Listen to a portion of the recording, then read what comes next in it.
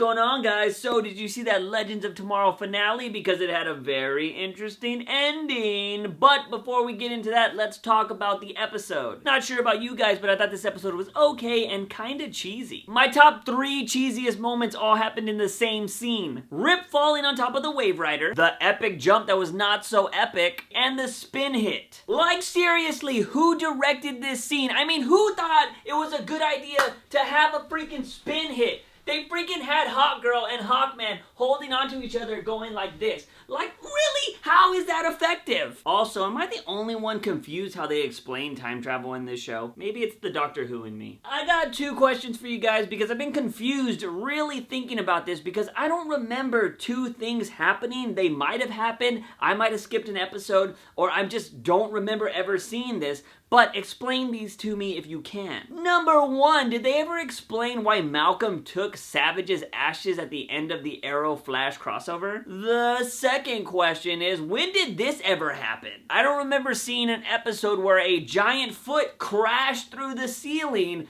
and the Flash and the Legends of Tomorrow crew were fighting it. I don't remember that episode at all. Was that something that just happened in the trailers? Or was that an actual episode? It might have been one of the earlier episodes, and I'm just blanking right now, but I seriously do not remember that ever happening. Another thing, am I the only one that felt this episode was kind of anticlimactic? I mean, come on, can I get a little bit more drama, please? The whole Rip getting the meteor and sending it into the sun and then jumping back in time, which is kind of, I felt like it could have been filmed a little bit more dramatic. The ship could have been breaking apart and he could have just been like, this is gonna be it. But no, he just sat in his chair and like, all right, well, I guess this is how we're gonna go, and the blah, blah, and then Gideon, was just like, I don't want to die, and then they just, oh, we can time jump. I wish he would have had to, like, fix some shit or tried to, like, gain power somehow or have done something like that to actually time jump instead of just being like, oh, get ready to do one time jump because we're gonna do this, Like, they could have made it a little bit more dramatic. Or they could have had one of the guys freaking steal Vandal Savage's ship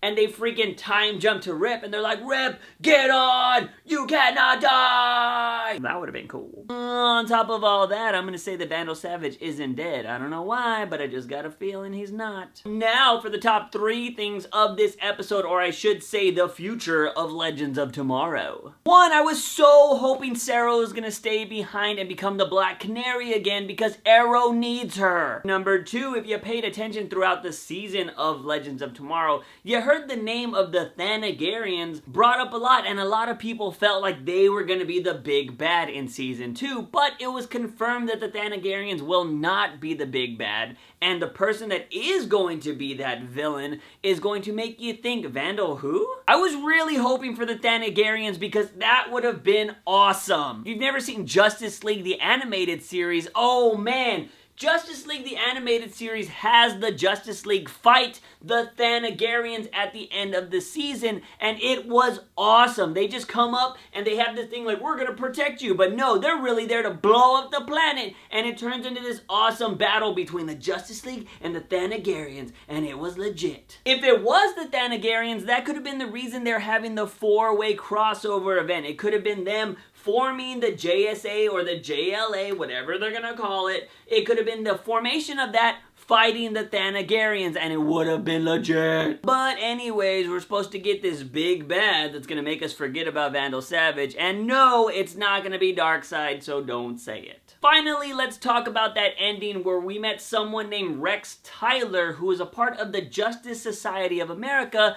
or JSA for short. Well, Rex Tyler, aka Hourman, is a superhero with superhuman strength and speed, but it only lasts for an hour. I wonder how he got his name. Anyways, if you haven't heard of Hourman, it's probably because he was created in the 40s. He's only appeared in a handful of cartoons, but an interesting thing was that the CW was trying to develop a show for Hourman back in 2013. But I guess CW felt it was better to bring him on as a supporting character opposed to having him as the main character of a show. So what does his arrival mean for Legends of Tomorrow? You can bet your ass that we're gonna meet other characters from the JSA. But Juice, who's in the JSA? Let me tell you a little nugget. A lot of people, but I'm gonna stick to the golden age. You got Hawkman, Green Lantern, Sandman, Spectre, Dr. Fate, Hourman, Atom, Dr. Midnight, Starman, Johnny Thunderbolt, Wonder Woman, Mr. Terrific, Wildcat, Black Canary,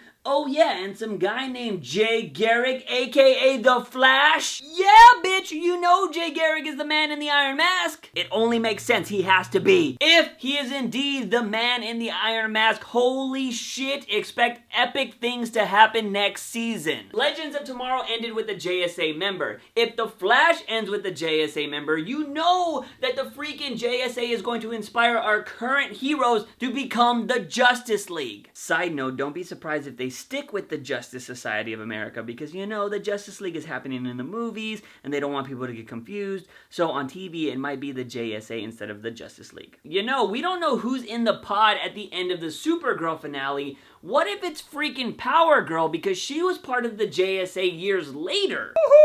That would be crazy. So I expect the JSA to be a big part of all the series next year, ultimately leading up to the Justice League and the 4-way crossover. Yeah, you know, I want to know what you think about all this craziness. Was Legends of Tomorrow anticlimactic? Should Sarah rejoin Arrow as the Black Canary? And what do you think about the JSA? Let me know in the comment sections down below. Guys and gals, if you like this video, give it a thumbs up and share it with all your Golden Age buddies. Don't forget to hit that subscribe button for all things nerdy and geeky on this channel. As always, guys, I am your host, Juicebox. Remember, when you wake up in the morning, ask yourself something. Have I had my daily dose of juice? See you guys next time. Bye!